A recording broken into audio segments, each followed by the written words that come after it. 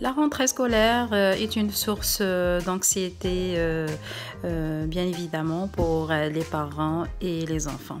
Avoir une bonne routine a des bienfaits, bien sûr. Elle est sécurisante, réduit l'anxiété, aide à se situer dans le temps, ainsi la routine favorise l'autonomie des enfants.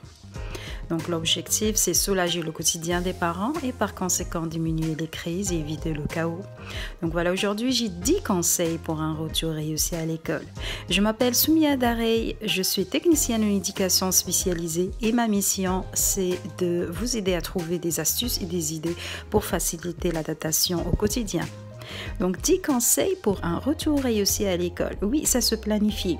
Donc numéro 1, c'est qu'il faut que ça soit une routine claire. Alors discutez et planifiez avec votre enfant sa routine matinale lorsque l'école recommence. Utilisez une affiche attirante et visiblement claire. Donc cherchez la collaboration, la compréhension de l'enfant. Deuxième point, c'est faire des rappels. Donc ça fait toujours du bien, surtout si on a un enfant encore en première, deuxième année, même en troisième année, faire des rappels pour l'aider à se situer dans le temps et ainsi l'intégrer dans sa routine pour qu'il s'habitue. Donc, entre la troisième astuce ou bien le troisième conseil, c'est la mise en place d'un système d'encouragement. Ça fait toujours du bien de recevoir un encouragement, surtout pour les enfants. Ça leur aide à avoir plus de confiance en soi. Donc, comme ça, il sait qu'il fait quelque chose de bien. Donc, il reçoit des encouragements. Ça l'aide à avancer. Le quatrième conseil, c'est être partagé. Par exemple, les tâches. Bien sûr, on va voir plus tard comment on peut établir une routine, faire des affiches et même il y a plein d'idées sur Pinterest par exemple, vous pouvez trouver ou bien faire une affiche qui vous correspond, un planning. Alors cinquième conseil, c'est la souplesse, il faut être souple. Le sixième conseil, ne pas trop surcharger l'horaire.